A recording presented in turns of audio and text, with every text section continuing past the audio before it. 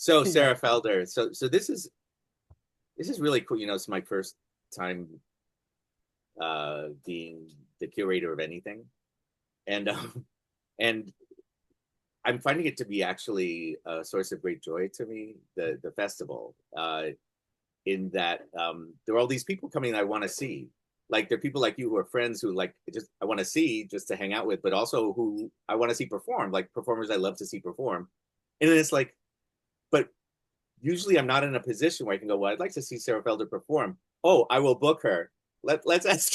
It's like, and then she said yes. Yeah. It's like I haven't had that format, or that ability to do that. So thanks for saying yes. And yeah, I'm really excited. And I'm also really excited that you're doing a new piece, because that means that we'll probably both be super nervous. Yeah, I'm really excited about it. This is something I've been thinking about for many years. And I started writing it probably 2 years ago and even performing sections of it here and there. But I've been thinking about it and you could probably appreciate this topic, but it's about kind of trying to understand my own class background. And also with that as a foundation, the contradictions that I'm living now in terms of my own access and my own privilege and where I come from and who I am. And this idea of um, shattering the silence around talking about money and class, I'm pretty excited about. I think the only time I've seen someone do that was you actually in your it wasn't exactly this, but your play on taxes, I think, was the closest I've seen to an exploration of that. P.S. might be my favorite one of your plays, just saying. Um, but it was so I'm excited to jump in there and do it. And so grateful for the invitation because now I'm really going to make a show. Yeah, no, absolutely. And yeah, I mean, the issues of money in class, we've talked about it before. I think I mentioned to you when I saw you recently that as a kid, because I guess my parents were divorced. My dad was really poor when I was little. He was selling his blood plasma and hawking his, I should say hawking his computer. There were very few computers to hawk back then. But his Underwood manual typewriter. But I didn't know that Jews were associated with either having a lot of money or being good with money, because Right. such was not my experience. And certainly such certainly applies to me, but it was really sort of surprising to me. It was like being told, oh yeah, we hear that Jews have gills. It's like, i mean I mean there are Jews named Gilman, but you know what I mean, like, like it was just weird. No, no, no, totally. I was totally shocked when I found out about that. That Yeah. it's, I mean, there's a stereotype about, as you know, about Jews being good with money, which I wish was true in my case, but also that Jews have money, that they come from money. And Yeah. that was so foreign for me, also. And which isn't to say that I mean, I grew up working class, like it wasn't poor, but it was very different from a lot.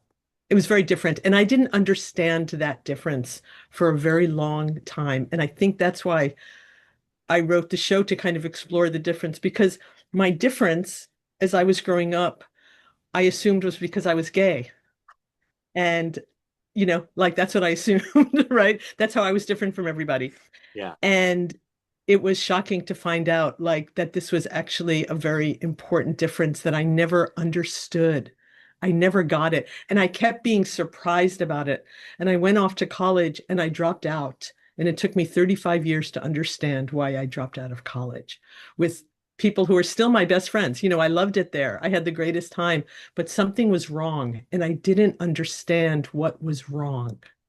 Was it And I feel an like elite sort of college? It's scene, or Well, it was elite to me. I mean, it was UCLA. My father was living yeah. in Los Angeles, and I was under 18, so I was considered a resident.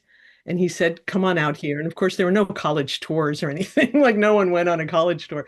Yeah. And I was like, They had barely, "Okay." and Gutenberg had barely done the printer by then, the printing press. We're going back in time for some younger viewers. Yeah, that's right. That's Yeah. right. And so I went to UCLA to Westwood, California, which is, here's Brighton Beach, Brooklyn, and here's Westwood, California. I mean, really, really different places. I thought I was pretty savvy person in the world, you know. I had these great friends, like everything was going great and something was wrong and I didn't understand it and I left. And which by the way, it's not easy to do. You know, my parents like almost killed me, you know, and I mean, well, that's the it was whole. fine. Yeah, yeah. I mean, isn't I just want to. I don't know if we have like the same sort of parallels, but my grandparents all came from Europe, so they were immigrants. My paternal grandparents when they were extremely young, so they didn't have an accent, and then my mother's parents when they were in their 20s or whatever. But um, it's like so that's for me. I'm really used to that thing of like the grandparents who were like came from in many cases the shtetl, who came from the ghetto and mind-blowing poverty, and then came to make this new life in America, and then had kids, and their kids like were my parents. I don't know if that works out in your generations too, but it was like, and my parents, who my father became a teacher, and my mother became a librarian, and that was sort of very standard. And then I felt like growing up in New York myself, at around the same time you were, that it was sort of a given that we were gonna like excel in academically, that this was just something that, and it just sort of felt like this was what the whole trip had been about, what the whole exodus, you know. And it's a lot of Yeah, that's pressure. right. It's a lot of That's pressure. right. That's right. We were the promise of that generation, I think, and of the previous generation too. We were Yeah, so very miracles. similar. Yeah, this is like we Yeah, were and we were American supposed to, Americans. Yeah, yeah, that's right. Right. yeah. Right. Like my grandmother would say, I'm a real American, red, white, and blue. Right. So it's yeah, but I also want to say something that I've been learning too about like the Jewish working class Hmm. because because even though like in my neighborhood like we were working class, there was no question every child was going to college. It was going to be a city college or a state college, Yeah. or if your father lived in California, a California state college. But like that was yeah, there was no question about that. Like that was in the cards for everyone. And I feel that's right. That's a particularly Jewish thing and also from the promise of these immigrants who lived. I start the show in the shtetl. I start the show in Poland with my grandmother, and Wow. she's faced with an awesome decision. Um, she's walking on a path and she sees coins on the ground. Wow. And she is, as you just described, like, unbearable poverty. And she reaches down to pick up the coins and she remembers that it's Shabbos. Ah. And she has this like awesome decision of what to do at that moment too. This is the story that's been handed down. This is my namesake. I'm named after this woman. And I feel a lot of my life has been like take the money Yeah, or be yeah, true to your values yeah. and how do you be both? Like how do you find a way to have the money and be true to yourself or have enough money and be true enough to yourself? And my understanding is that we can promise the audience that when they come away from your show, they will have the definitive answer to those questions.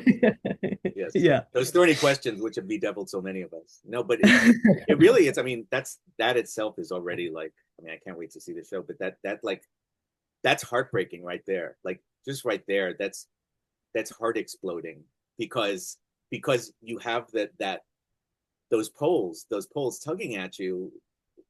One is not even just to be wealthy, but to subsist, to for your family to be able to eat and Right. live in a place, and then on the other hand, you have this sense of like, well, what are the values of my life? What is the importance, whether it's through religion or politics or just general Or morality art, right, or or art? art, or community, or following a creative bent, or yeah, exactly.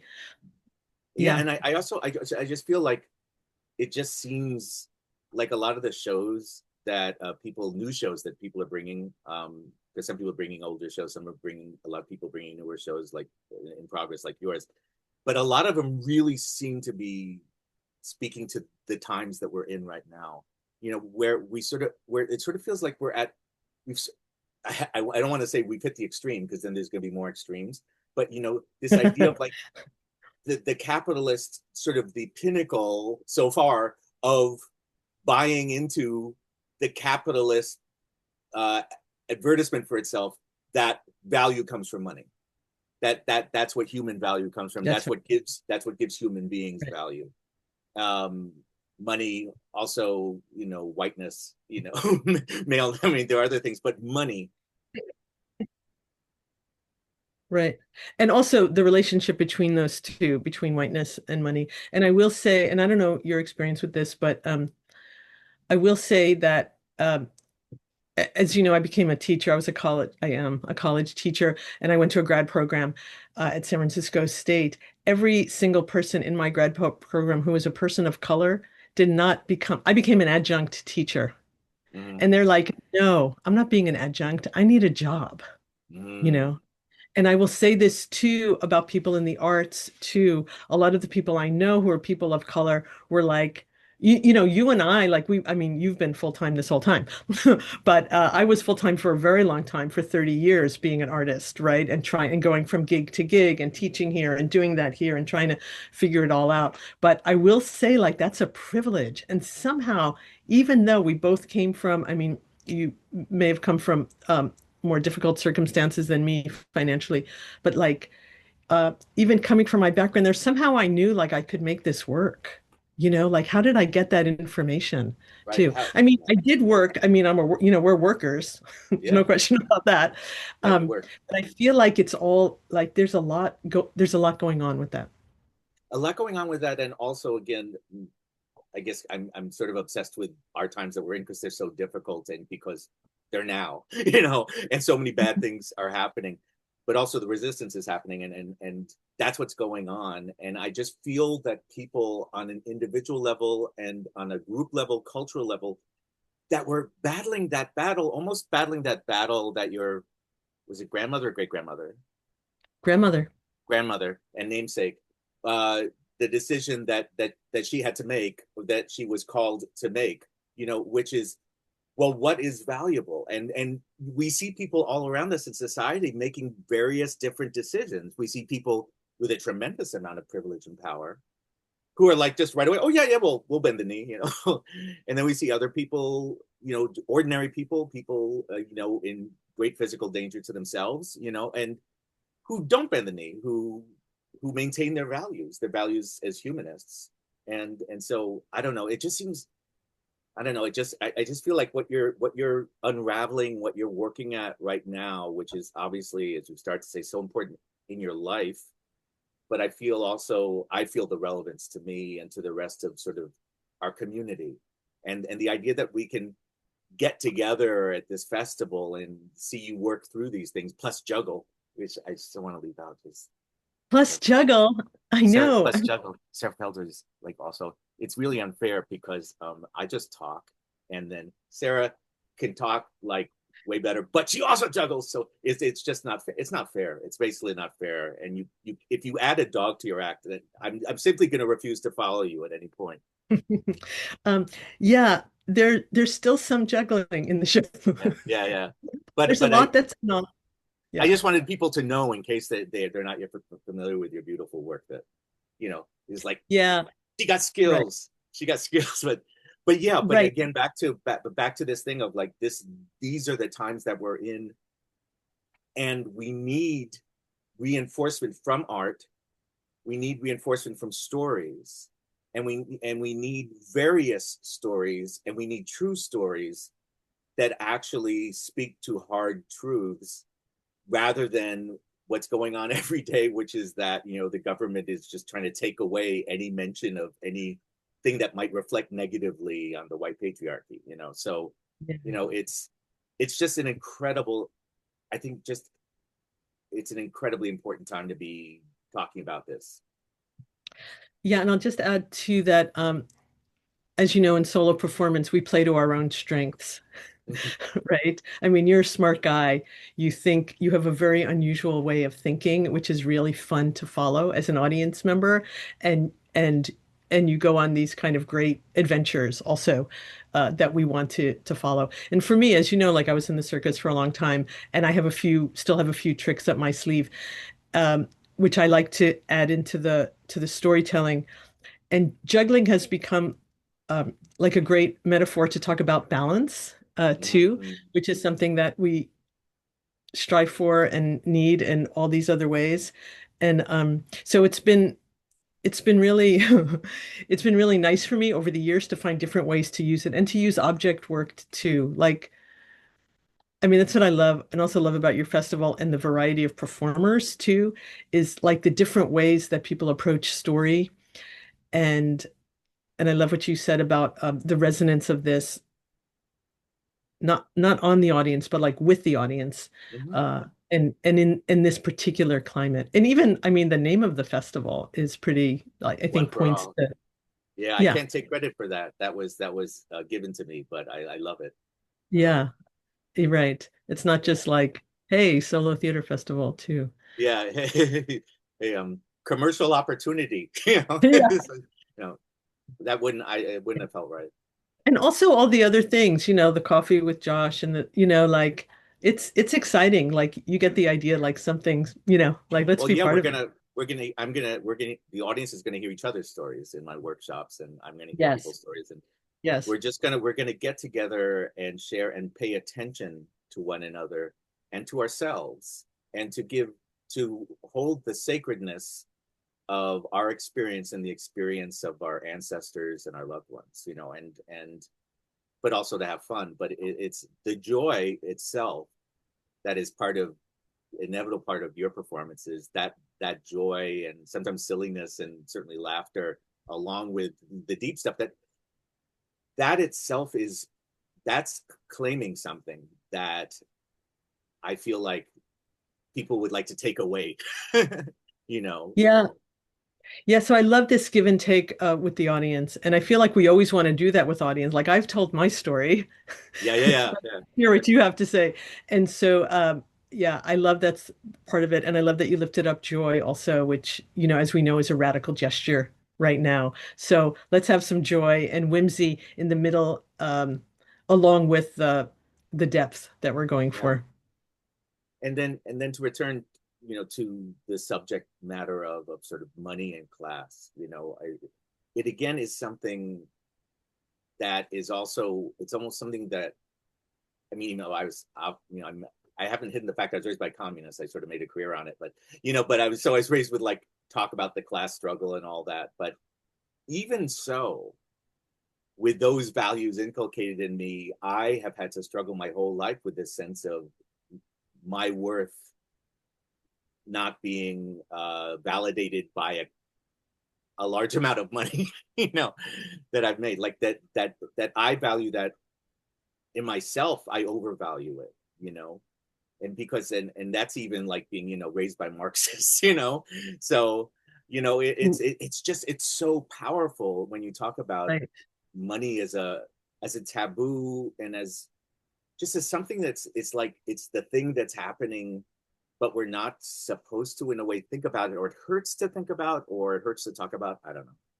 It's your show, fortunately. Yeah, and our friend David Dower, like really very much like believes in the marriage of like business and art, like we're here to support each other and this money will Yeah, help us. And artists need money to make art and we should have the money to make art, right? yeah, And it's not terrible. So like people have really made these ways to make art along the way. But I also want to say, Josh, that might have been harder for you growing up with Marxists than other people really. because it's so in your head about what Yeah, you should be doing and what you want to be doing. And we both have had, and I mean, even in my career, I've had, conversations of like, gee, almost getting that thing mm, or almost doing that thing. And, and having New York producers come and like just about like produce the show at a high level, in New yeah, York and or what, and like, and there's, oh, I mean, we feel that. And I know in your career as well. And some of those moments I actually know about because we've talked about them, but that, um, when you've made the decision. So it's good. And this show does segue into that, like, art and money, art and, yeah. performance and the decisions we make along the way. And yeah, I I mean, also, yeah, I don't no, know. go I ahead. feel also, again, sort of relating us having come up at the same time and been born around the same time and coming from around the same place, from the same genetic background. um, but I'm also feeling, that this is to me, I'm in my 60s, I'm either 66 or 67. I think I'm 66. Is there an age when you actually just have to sort of put it in brackets, I don't know. I'm like, I have to carbon date myself or something like that. But what I'm feeling is that, there is so much of that push of like, ooh, I've got to get that kind of success and I've got to get that kind of validation. And then there does come a point, or is coming a point, or I've come to a point where it's like, really what matters to me is that everyone be happy and comfortable and healthy, and that young people have a world to grow up in that actually has, like, chlorophyll and a thriving life and stuff. Anyhow, there's a certain, like, that thing of the sort of the thing of, I was always afraid of, I can't retire because apparently some people plan before, and so then they have, like, they put money into a thing and then they, and that's Hmm. fantastic. But I've never sort of done that or anything. But it always, like, scared me. The thing that scared me was this idea when I was younger too, was this idea of retirement. Besides, I love what I do, but it was also like, it felt like being useless or something. Hmm. Right. And Or I don't not know, but relevant. yeah. And Yeah. then so I feel as now, like, an older person. I feel as an artist. I feel as progressive and as a democracy enthusiast in a time of fascist attempt to take over. I feel like all of these things sort of pulling at me in a sense, and a lot of it does relate back to money. Yeah, I really agree with all that. I just want to share with you, I actually told John this, but that um, I became an English teacher, which is a very low, it's the lowest paid of all the departments in the university. And but at San Francisco State they pay on a 12-month scale, like, so you get paid every month. And I remember holding the first check, which wasn't a lot of money, and I said out loud, "Oh, so this is how people plan." Yes. Right? Because I'm yeah. like it's not a lot, but you could still plan, because like I know I'm getting it every month. Of course, I didn't because they fired all the adjuncts, but like for a long time I did. And like that was, yeah, right, exactly, about planning. And I will say, and you refer to this too, like the blessing of getting older, like it's a relief, right? It's a Isn't it? relief in some ways. And just like, here's who we are, here's what we have to give. Let's give it with a full heart. And also it allows me to say yes to a wonderful offer that you gave me, which I wouldn't have done 20 years ago. I'd say, I need Oh. more time to make a show. And now I'm like, let's do it. Like, when else Yes. am I going to do it? When am I going to be able to memorize, an 80-minute show, a seven, like now's the moment. And so I feel like being older for me has allowed me to say no more, and it has allowed me to say yes more, Yeah. too. So yeah, But let's do, I'm and both. also like we've been, sorry. I'm sorry. I Say was what you gonna were say, saying.